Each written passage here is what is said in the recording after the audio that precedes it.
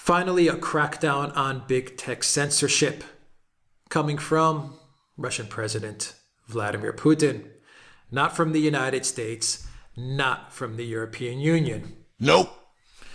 It's not coming from these beacons of freedom and free speech, supposedly beacons of freedom and free speech. It is coming from Russian President Vladimir Putin and the Russian Federation. This title from Zero Hedge reads, Putin signs law enabling sanctions on U.S. social media giants that label and restrict Russian content. So when big tech and the social media giants, Twitter, Facebook, Google-owned YouTube, etc., when they decide to shadow ban, when they decide to censor, when they decide to throttle down Russian media companies, specifically Russian state media, then Russia will reciprocate the action with fines, restrictions, sanctions, and even maybe even banning those networks inside the country. Russian President Vladimir Putin said in a statement he doesn't want that to happen. He doesn't want to ban networks like Facebook or Twitter or YouTube from operating in the Russian Federation. But let me tell you something, as someone who has lived in Russia and I've spent a lot of time in Russia, they have banned LinkedIn. They have done that. And they banned LinkedIn because the Russian Federation also passed a law years back saying that very, very large social media companies, or actually any type of networks that hold a certain amount of data on Russian citizens, I don't know what the number is, say 100,000 accounts of Russian citizens, then when they hold that data cannot be stored offshore. It has to be stored inside of Russia, or at least they have to have a mirror of that data in Russia, and they have to work with Russian data centers. Otherwise, they cannot operate in the Russian Federation. All the social media companies played along, except for LinkedIn. LinkedIn said, no, we are not going to store Russian user data in Russia. We're going to continue to store it wherever the hell they store it. You want to know what Russia did? They blocked LinkedIn. Now, of course, you can get to LinkedIn via VPNs, etc. But if you go to Russia and you want to access LinkedIn just through a basic Wi-Fi network, you're at a cafe and you want to go to LinkedIn? Nope. Can't get it. Can't access it. So they don't want to block networks with this new law, but push comes to shove, they will do it. Anyway, we finally have a country that is hitting back on big tech censorship, and it is Russia, and it is Russian President Vladimir Putin. Good on you, Vladimir Putin, good on you. Here is what this article says, and it gives some examples as to why they are doing this. During this holiday period, while not many in the West are watching, Russia's Vladimir Putin just punched back against major U.S. social media platforms like Twitter and Facebook for prior censorship targeting Russia, including shadow banning and labeling Russian sources like RT News as state media, while at the same time giving Western state-funded media a free pass. Exactly right. Why is it when you go on Twitter or Facebook or YouTube, they'll put warnings and they'll say stuff like TASS or RT or Sputnik? They'll say Russian state media before you watch a video or before you read the tweet. Russian state media, they put. But BBC is state media. Sure, so is France 24. So is NPR. I believe NPR is funded by the American taxpayer, or Voice of America is funded by the American taxpayer. How come those don't get a label? TRT World. There's all kinds of state media channels that operate. Every country pretty much has some sort of state media, some sort of media that's funded by the state. The best example that I can give right now off the top of my head is without a doubt BBC. BBC, the UK taxpayers, you guys fund BBC with your TV tax. How come under every BBC profile on all social media they don't put British state media? They don't do it. But what they also do to Russian state media is not only do they put these disclaimers, but I'm sure they shadow ban, censor, and throttle the stuff down. But anyway, let's get back to what this article says. Putin approved new legislation Thursday, which essentially holds foreign social media companies to their same standards. If a company like YouTube or Twitter, for example, exercises censorship for reasons related to nationality, language, and origin, the new bill gives Russian authorities the ability to impose punishments or restrictions. Sounds like all Putin is asking for is a level playing field and equality. How very First Amendment, free speech American values of Putin to ask for equality and a level playing field. Doesn't sound like the authoritarian dictator that Rachel Maddow and Chris Cuomo paint them out to be, does it? The bill further forbids social media censorship in connection with the introduction of political or economic sanctions against Russia, according to the law's stipulations. Thus, foreign platforms in Russia could face fines, regulated or slowed web traffic, or possibly up to total blockage inside the Russian Federation. I love it. I love it. So if they continue to treat Russian media properties unfairly, then they could be throttled down in Russia. Oh, that's beautiful. That is beautiful. That is beautiful. All right. Putin expressed in addressing reporters that the country shouldn't go so far as to, quote, shoot itself in the foot, likely meaning he doesn't favor outright blockages of major sources like YouTube, but that some retaliatory sanctions or measures are necessary. Russian officials and media have long condemned the double standards and clear hypocrisy which seems to single out Russia. And here, if you guys can see the screen, you'll see, for example, the profile picture of RT, Sputnik, In the Now, Redfish.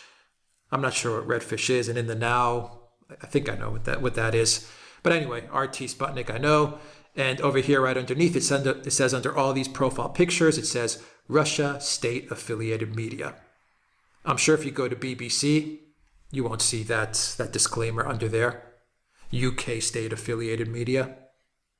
For example, neither the BBC nor Voice of America come with state-affiliated labels, and often Turkish state sources like TRT World or other NATO member state media don't come with the labels either. Absolutely. Either you're state media and you get the label, or you're not state media and you get the label. And while we're at it, maybe CNN can have a label that says deep state affiliated media or something like that under CNN's profile. So by all indicators, any ally of Washington seems to get a free pass by the US tech and social media giants. Within the past year, the US Treasury went so far as to block the website of Iran's Fars news agency, which Google and others complied with. Fars was then forced to host its English website on servers within the Islamic Republic. One of the bill's parliamentary sponsors, Senator Alexei Pushkov, underscored in statements that the law is not aimed at blocking websites outright. Quote, the goal is not to block resources, but is to clarify the rules according to which these companies must operate in Russia, he told TASS. That reassurance will likely come as good news to the many millions of Russian YouTubers and other frequenters of globally popular sites. Look, in Russia, YouTube's popular. Facebook, Instagram is off the charts popular. WhatsApp, super popular, number one. So obviously they don't want to block these resources. And in Russia, you get any website you access, it's open. I mean, except for LinkedIn, which decided not to host user accounts in Russia. Just the Russian users decided not to host them in a data center in Russia. If you go onto the internet, you get YouTube, WhatsApp, you get everything. It's not like China. You get everything. Completely open internet playing field network. Completely open.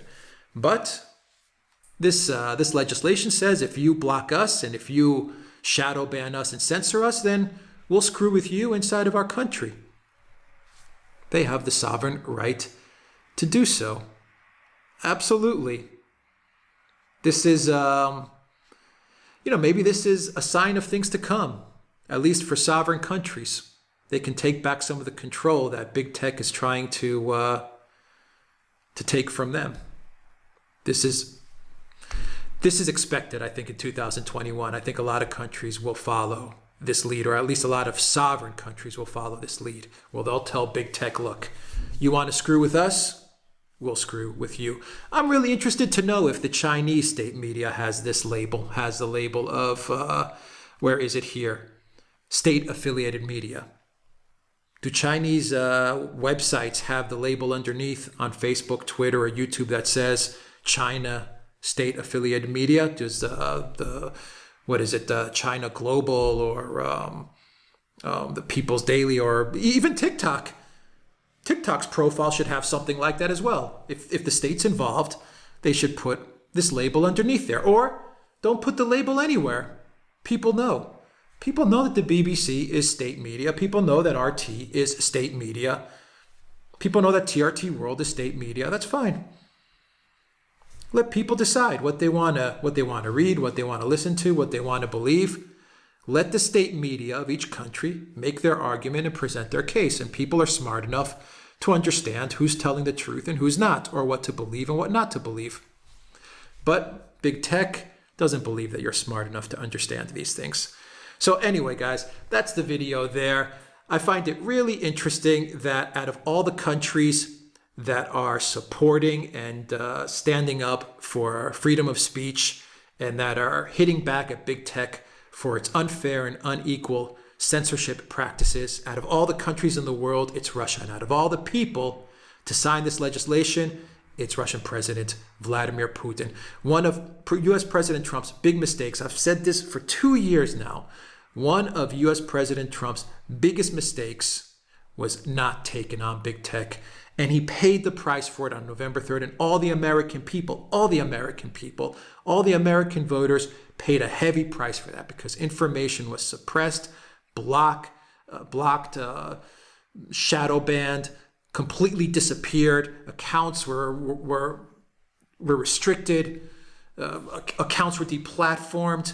And at the end of the day, it was the American voter that paid the price because they didn't have access to information. And they weren't able to be informed about the people that they were voting for. And it made a difference. It made a difference. We have to be kidding ourselves if we don't think that big tech played a massive, massive role on November 3rd. A massive role. And my biggest criticism of Trump was that he didn't take action against big tech. And I'm not saying getting rid of Section 230. I support Section 230. But Section 230 needs to be given teeth. It needs to be implemented. It needs to be enforced. Because right now, it's just not enforced.